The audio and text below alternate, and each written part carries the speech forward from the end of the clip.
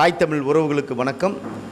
நாம் தமிழர் கட்சியினுடைய திருப்பூர் வடக்கு சட்டமன்ற தொகுதியினுடைய அலுவலகத்தில் இன்றைக்கி ஐயா பாரதி ராஜா அவர்களுக்கு புகழ் வணக்க கூட்டம் நடைபெற்றது. இந்த புகழ் வணக்க கூட்டத்தில் தாய் தமிழ் உறவுகள் அனைவரும் புகழஞ்சலி செலுத்தினார்கள். இந்த தருணத்தில் ஐயா பாரதி ராஜா அவர்களை நினைவு கூற வேண்டிய ஒரு நமக்கு ஒரு தருணம் இன்றைக்கி ஏற்பட்டிருக்கு. கிட்டத்தட்ட 1941ஆம் ஆண்டு ஜூலை 17ஆம் தேதி அள்ளி நகரத்தில் பிறந்த ஒரு கிராமத்து இளைஞர் இன்று ஒட்டுமொத்த தமிழினத்திற்கும் தமிழ் தேசிய சிந்தனையை விதைத்த ஒரு சிறந்த ஒரு தமிழ் தேசிய சிந்தனையாளராக மட்டுமல்ல, ஒரு இலக்கியம் சார்ந்து சினிமா சார்ந்து நம் அனைவருக்கும் அறிமுகமான இன்றைக்கி பிரதமர் மோடி அவர்களே அவருக்கு அஞ்சலி செலுத்தக்கூடிய அளவிற்கு ஒரு சிறந்த ஒரு மனிதராக தன் வாழ்நாளில் பிறப்பது சாதாரணமாக ஒரு நிகழ்வு. ஐயா அப்துல் கலாம் அவர்கள் சொல்வார்கள், பிறப்பு என்பது சாதாரணம், ஆனால் இறப்பு ஒரு சரித்திரமாக மாற வேண்டும் என்று. அந்த சரித்திரத்திற்கு ஒரு சான்றாக நமது ஐயா பாரதி ராஜா அவர்கள் தன்னுடைய கலைப்படைப்பின் மூலமாக தமிழ்நாட்டின் மூலை முடுக்கெல்லாம் இருக்கக்கூடிய உலகத் தமிழர்கள் மத்தியில்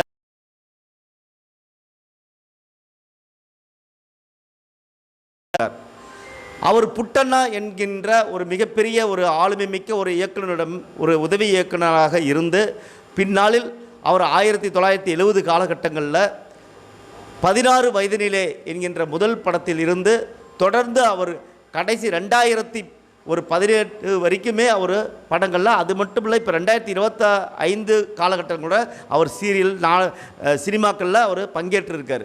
ஸோ அந்த அளவுக்கு தன் சினிமா மூலமாக என்னுடைய சினிமா மண்ணுக்கும் மக்களுக்குமானது, அதுதான் என்னுடைய சினிமாவின் உயிர் என்று ஒரு சொல்லக்கூடிய ஒரு மகத்தான மனிதர் தான் ஐயா பாரதி ராஜா அவர்கள். பாரதி ராஜாவை பற்றி நமது அண்ணன் செந்தமிழன் சீமான் அவர்கள் உருகி சொல்வார்கள்.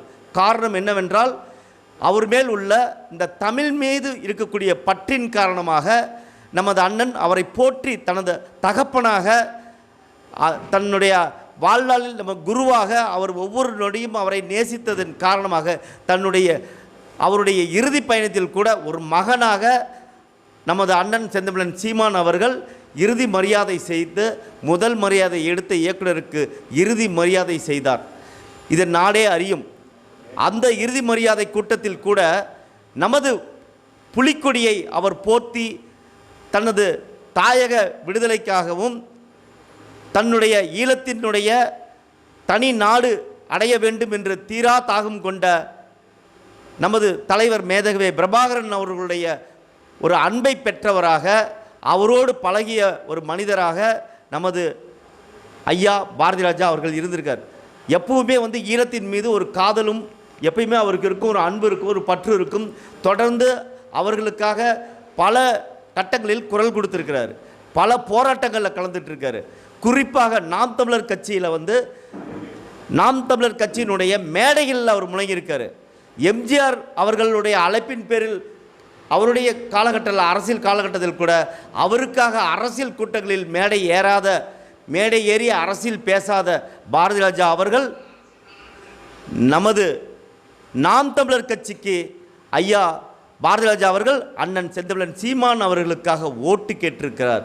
காரணம், அண்ணன் செந்தமிழன் சீமானுடைய தமிழ் மீது உள்ள பற்றும் தமிழர்கள் மீது உள்ள பற்றும் இந்த தமிழ் நிலத்தின் மீது உள்ள பற்றின் காரணமாக நம்முடைய அண்ணன் செந்தமிழன் சீமான் அவர்களுக்கு ஒரு துணையாக இருந்திருக்கிறார். அண்ணன் கூட வருத்தப்பட்டு கடைசி காலத்தில் இப்போ இறப்பிற்கு அவர் சொன்ன வார்த்தை, எனக்கு கூட இனி யார் இருக்காங்க அப்படிங்கிற ஒரு நிலையில் தான் அவர் நம்மளை விட்டு சென்றிருக்காரு.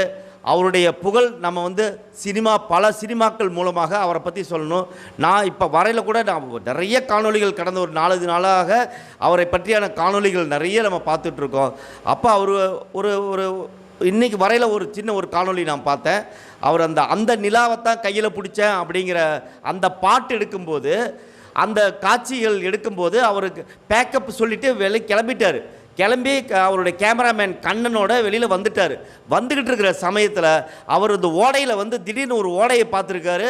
ஓடையை பார்த்தோன்னே திடீர்னு அவருக்கு என்ன நினச்சாரோ தெரியல, திடீர்னு நிறுத்த சொல்லி அந்த நிலாவைத்தான் நான் கையில் பிடிச்சேன் அப்படிங்கிறபோது அந்த நிலாவை ஒரு டார்ச் லைட்டை வச்சு அந்த நிலாவை அவங்க கையில் எடுக்கிற மாதிரி ரஞ்சினி அவர்கள் கையில் எடுக்கிற மாதிரியும் அதை கொண்டு வந்து அந்த இன்னொரு இடத்துல அந்த கதாநாயகன் இருக்கிற இடத்துல அது விடும்போது அந்த 9 நிமிடத்திலே அந்த காட்சியை எடுத்திருக்காரு அப்படின்னு அவர் பதிவு பண்ணியிருக்காரு.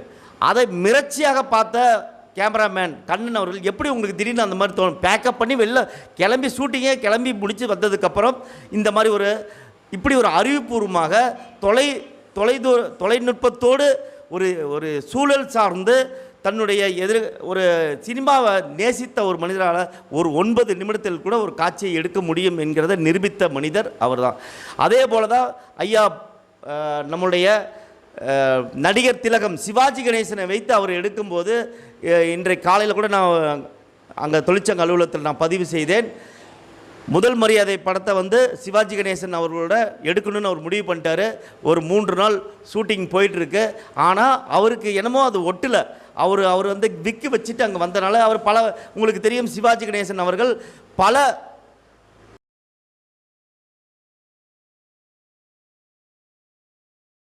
30-40 வயசுக்கு மேலே இருக்கிற ஒரு மனிதர், அவர் இயற்கையாக இருக்கக்கூடிய மனிதர். ஆனால் அவர் விக்கி வச்சுக்கிட்டு உங்களுக்கு தெரியும் சிவாஜி கணேசன் நவரசங்களையும் காமிக்கக்கூடிய ஒரு சிறந்த நடிகர். ஆனால் அவரை நம்ம இயக்குனர் இமயத்திற்கு ஒரு 3 நாளாக அவருக்கு அந்த படத்திற்கும் இவருக்கும் ஒரு பொருத்தம் இல்லாத தன்மையை அவர் உணர்றாரு. எப்படி அவர்கிட்ட போய் சொல்கிறது? ஒரு 2 மணி நேரம் 3 மணி நேரம் காட்சி எடுக்கிறாங்க. அதுக்கப்புறம் அதை அவர் விட்டுட்டு பேக்கப் சொல்லிட்டு போயிடுறாரு. இப்படியே 2-3 நாளாக நடக்குது. அப்புறம் ஒரு நாள் என்ன பண்ணுறதுன்னு தெரியாமல் சரி நேரில் ஒருத்தர் அவர் சந்திச்சு இது சம்மந்தமாக பேசலாம் அப்படின்னு அவர் வீட்டுக்கு போயிருக்காரு. வீட்டுக்கு போகும்போது நம்முடைய நடிகர் திலகம் சிவாஜி கணேசன் ஐயா அவர் இயல்பாக வெள்ளை சட்டை உடுத்தி ஒரு நம்ம கை சுண்டு விரல் இருக்க அளவுக்கு ஒரு தங்க செயினை போட்டுட்டு அவர் அழகாக குளிச்சுட்டு அழகாக சாப்பிட உக்காந்துருக்காரு. அவர் அங்கே பார்த்தவனை நான் காட்ட வேண்டிய அந்த முதல் மரியாதை சினிமாவில் நான் காட்ட வேண்டிய கதாநாயகன் இவர் தான் அப்படின்னு இவரைத்தான் நான் தொலைவிட்டு இருக்கேன். இப்போ நாம் அப்படி நம்ம விற்க வச்சு ஒரு சிவாஜி கணேசன் நான் பார்த்துட்டுமேங்கிறத ஐயா இப்படி தான் உங்களை நான் எதிர்பார்க்குறேன், நீங்கள் இதே மாதிரி வாங்க, நீங்கள் நடந்து போங்க வாங்க அப்படிங்கிற மாதிரி தான் அவர் எடுத்தார். அவர் விளையாட்டாக கூட சிவாஜி கணேசன் கூட சொல்லியிருக்காரு, திடீர்னு நடந்து போங்க சன்செட் ஆகுது அப்படி கிராஸ் பண்ணி போங்க, என்னப்பா நான் சிவாஜி கணேசன்பா என்ன எந்த டைலாக்கும் கொடுக்காம என்ன நடந்து போ வான்னு சொல்கிறிய அப்படிங்கிற அளவுக்கு கூட அவர் நகைச்சுவையாக சொல்கிற நம்ம சூழல்லாம் பார்த்துருக்கும். அப்படி பெரிய நடிகர்கள் நீங்கள் கமலஹாசன் ஆகட்டும் ரஜினிகாந்த் ஆகட்டும் பல நடிகர்களை பல நடிகைகளை உருவாக்கியவர்.